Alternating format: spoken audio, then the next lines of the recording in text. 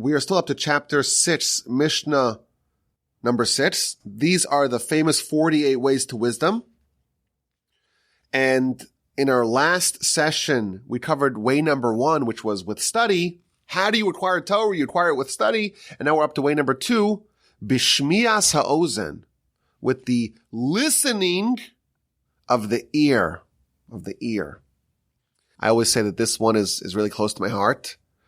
As a podcaster and somewhat of an audiophile, the idea that listening of the ear is one of the ways to acquire Torah is very close to my heart. So what is this idea? What does it mean to listen with the ear? And why is this the way to acquire Torah? So we're going to share some of the ideas featured in the commentaries. So the Chassid Yavitz says something which is really a theme that is found in all places, all kinds of places in Jewish literature. And that is that we really have 2 main ways to interface with the world. There are 2 senses that we use to acquire data, knowledge, information from the world, from the world around us. And they are with our eyes, we see things, and with our ears, and we hear things. And in the battle of the senses, we discover that according to our philosophy, hearing is much more impactful than seeing. When you hear something and you absorb it in an audio way, in an audio sense, that is likely to bring you closer to Hashem, whereas seeing, the eyes, the visual interface with the world, that is the domain of the Yetzer Hara, of the foreign God. So for example, we're told in the literature that the way of the Yetzer Hara is ayin roa v'lev chomed. The eye sees something and the heart covets it. And a person only desires what their eyes can see, we're told. Again, in many places, we are told this idea that the eyes are the portals through which bad ideas and bad temptations can enter. Conversely, we're told in the Talmud that one of the characteristics, one of the, markers, the descriptions that we have of God is roeh ve'eno nireh. God is roeh. He sees, but he cannot be seen. He remains unseen. This is in the Talmud Brachos, page 10a. And this indicates that if we want to connect to God, we cannot use our eyes because God sees but is unseen. Our eyes, our field of vision is engineered almost to make us not see God. And therefore, to connect to God, we have to use our ears. What does that mean? We have to hear, we have to listen. We have to listen to our tradition. We have to listen to our antecedents. We have to listen to our messages. We have to listen to our hearts. The declaration of faith that we do every day, multiple times, the Shema, what do? We say, Shema Yisrael, listen, hear, O Israel. And we cover our eyes.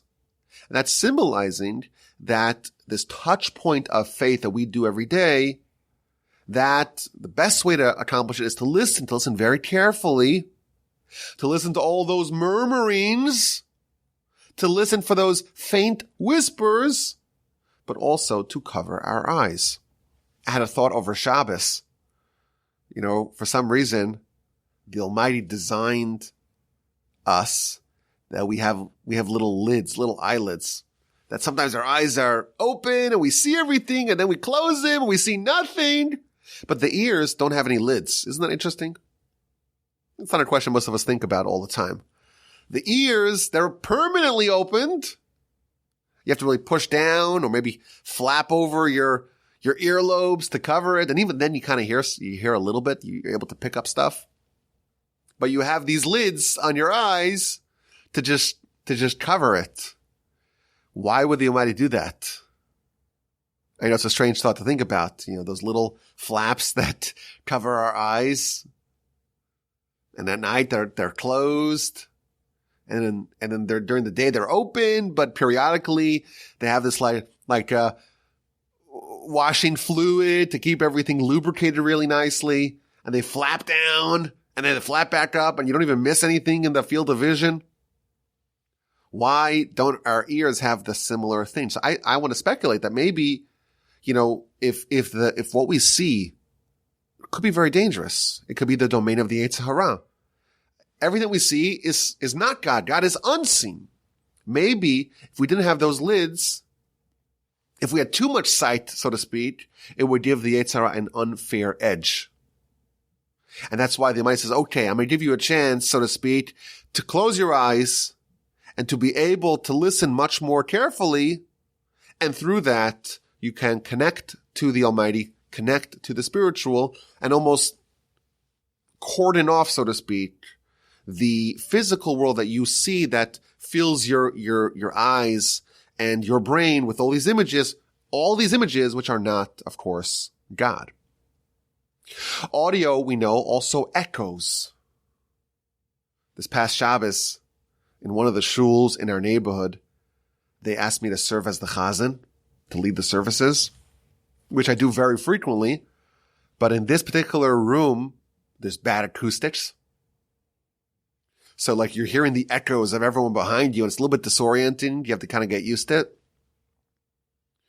With sight, there is no echo. What you see, it's almost like there's no lag. It happens basically instantaneously. Light travels around the world, in 1 second, 8 times. It's just lightning fast. And with light, because it's all instantaneous, there's no time to process. You cannot prepare for it ahead of time.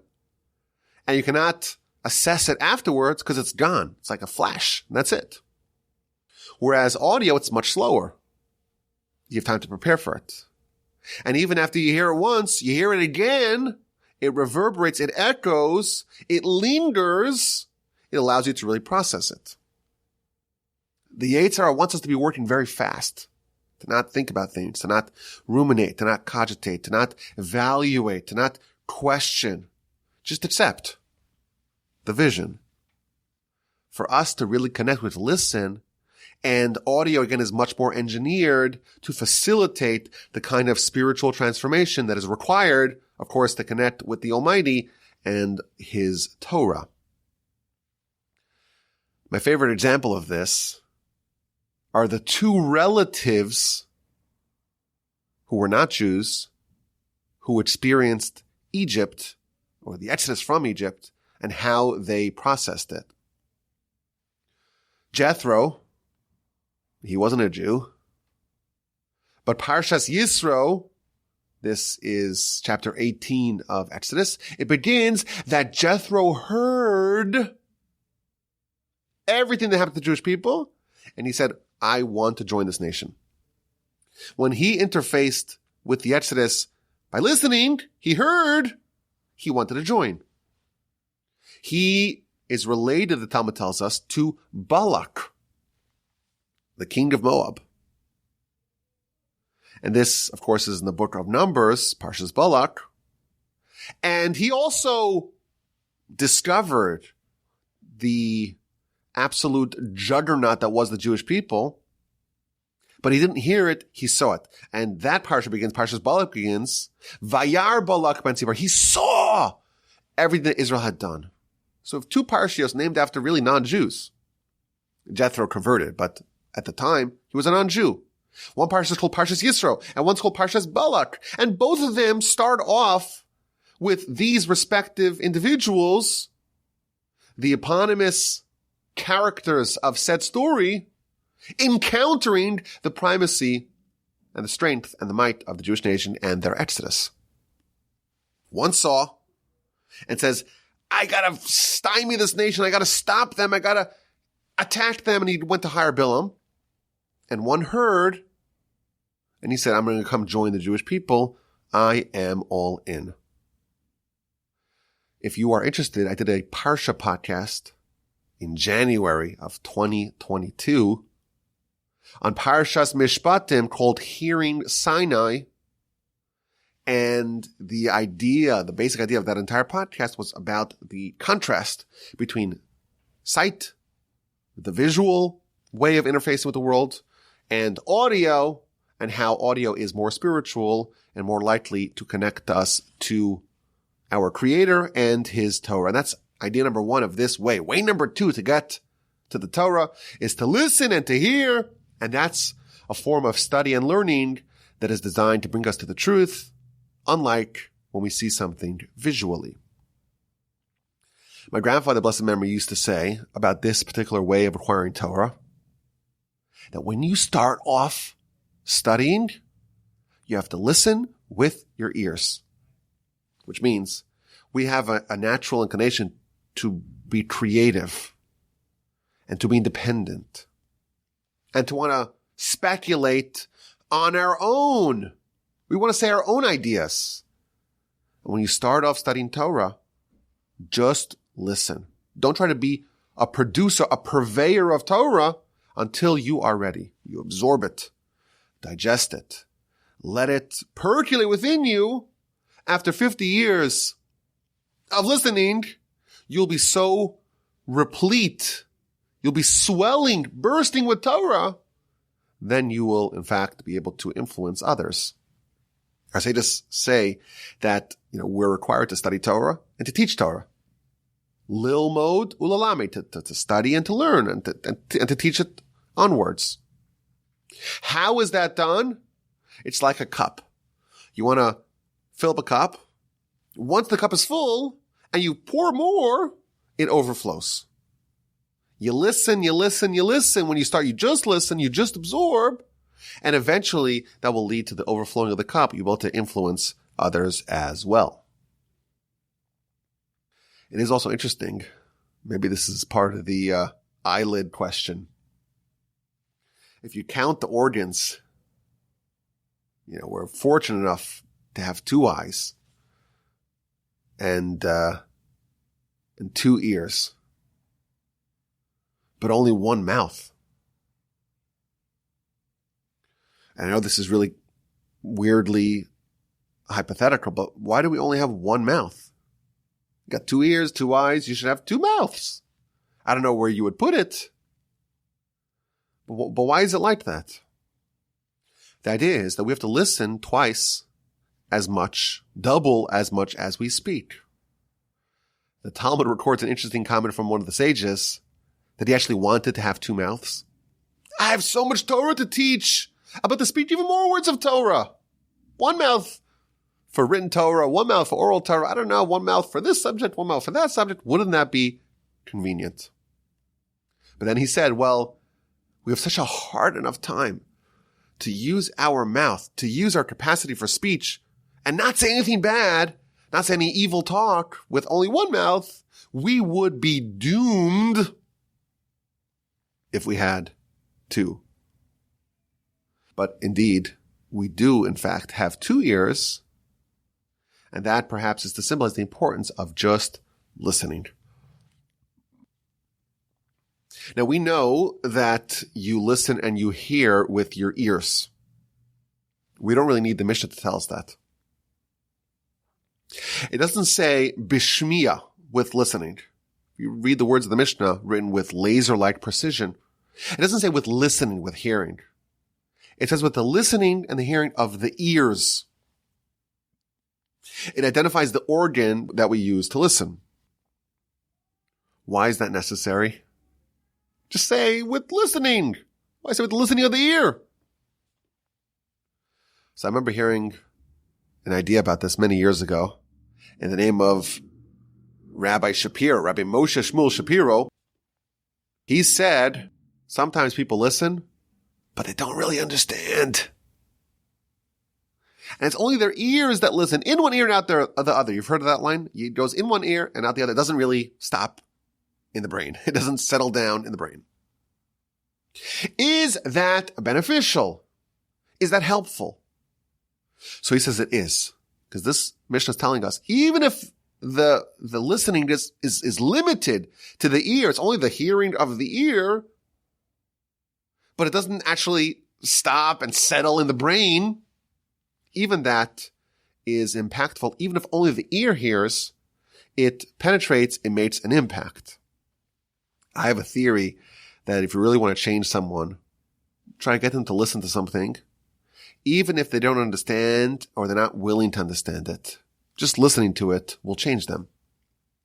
My dream is to have people listen to my podcasts as they're falling asleep. So my parents, every night they listen to my podcasts as they're falling asleep. And I think that it's actually the best way to listen to it, because as you're going to a lower level of consciousness, you're kind of almost like in a hypnotic state, and there's less pushback, and you're more open, so to speak. You're more suggestible. That's when the Torah goes in, and your capacity to resist is diminished. And I'm able to influence you and change you as you're falling asleep. And you wake up in the morning and you want to be righteous, and you don't even know why. And it's only because you listen to the podcast at night. I had an idea that to do a podcast for kids. Kids, they're always looking to listen to something as they fall asleep. To do like a Torah podcast as they're falling asleep, I think it'll be an amazing way to educate. No, not that. To brainwash. No, to indoctrinate. These are all different. These are synonymous. Sorry. To educate, to brainwash, to indoctrinate. These are all synonyms. It's all the same thing. To influence the children when they are receptive, when they're able to listen. Again, even if it just goes to the ears, it doesn't really stop. They don't really understand it. It doesn't matter. It fundamentally changes them. One of the sages of the Mishnah was the great Rabbi Yehoshua. Rabbi Yeshua ben Hananiah. He's one of the teachers of Rabbi Akiva.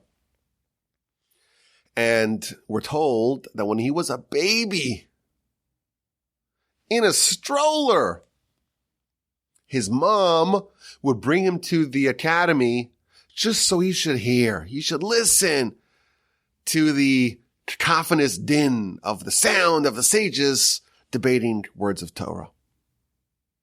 And the Talmud says that really impacted him. Well, what does a kid know? A kid doesn't understand anything. They don't know anything. But what they listen, what they hear, even if it's only on the surface level, just in the ears, that in fact lands, and it changes a person on a subterranean level, on a subconscious level. And we don't see the causality, but what you hear and what you expose yourself to actually changes who you are. Moreover, to listen also means to understand. I think this is something that we all suffer from. How much of what we hear and we're exposed to, how much do we really understand? And of what we understand, how much do we retain?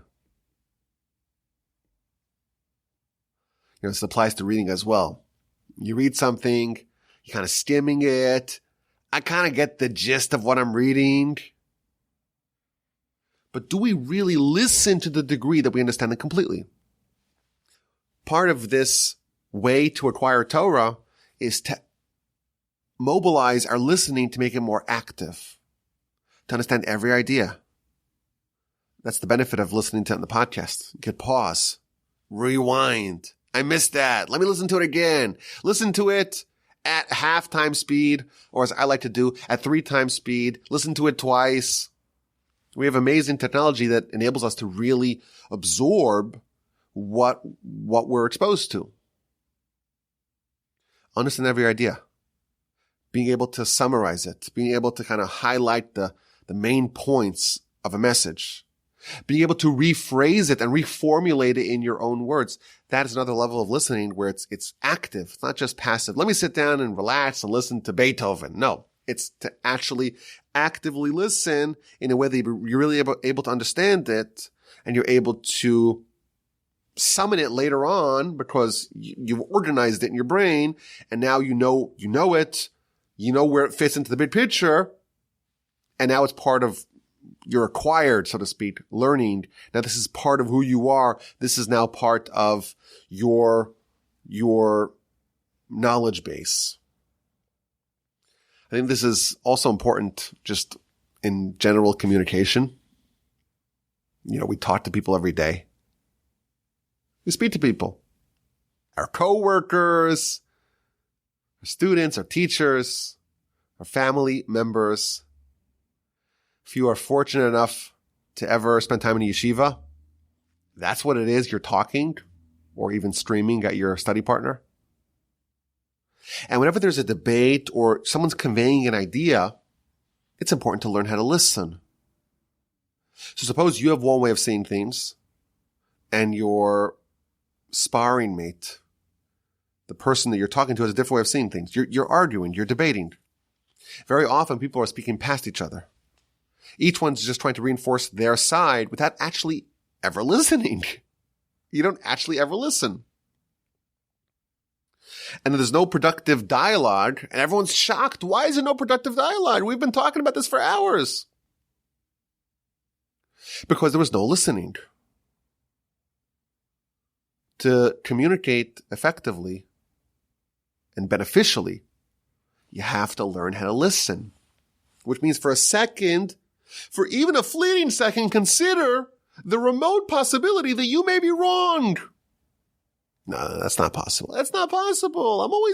Maybe just for 1 second, the faintest possibility, the most remote consideration that maybe you're wrong and that person is right. So really pay attention to what they're saying. Don't assume that you know what they're saying, and that leads to productive dialogues. And again, that is part of the idea of listening. Just in general communication, certainly in matters of Torah, that is a way to expose yourself to other knowledge.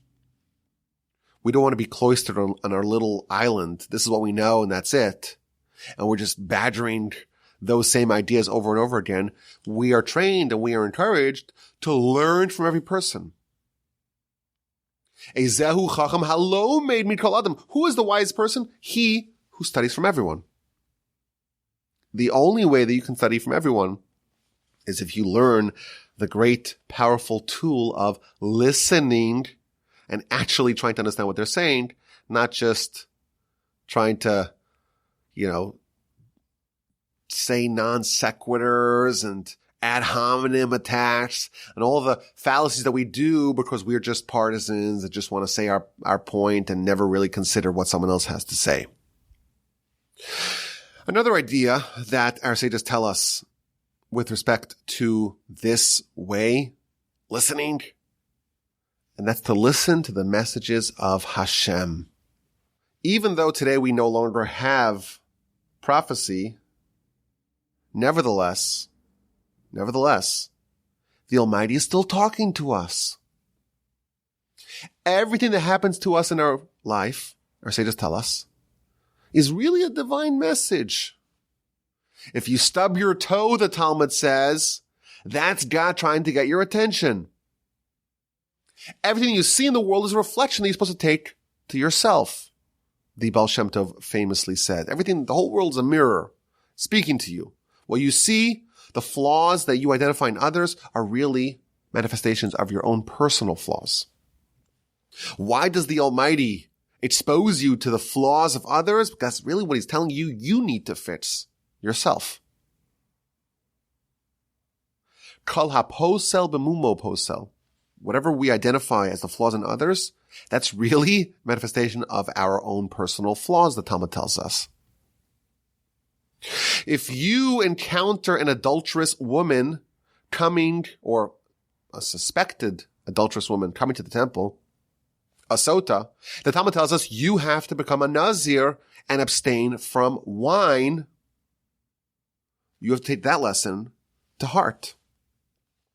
And the Talmud tells us that even if you stick your hands in your pocket and you want to pull out a nickel and instead you pull out a quarter and you have to stick your hand into your pocket again to find the right coin, that too is a message from God.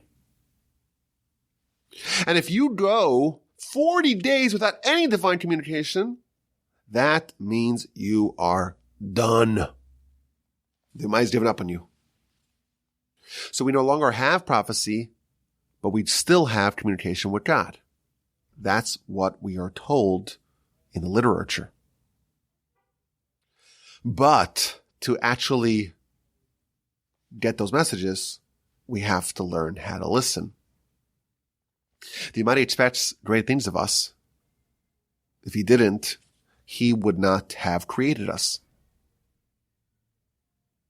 But of course, the Yetzer Hara is very strong, very potent. And the world that he portrays for us and he paints for us, it's designed to make us veer away from God. And we are spiritually asleep. We're asleep at the wheel, forgetting about the grand mission that we are placed in this world to accomplish. But the Almighty is the one who awaits those who are asleep.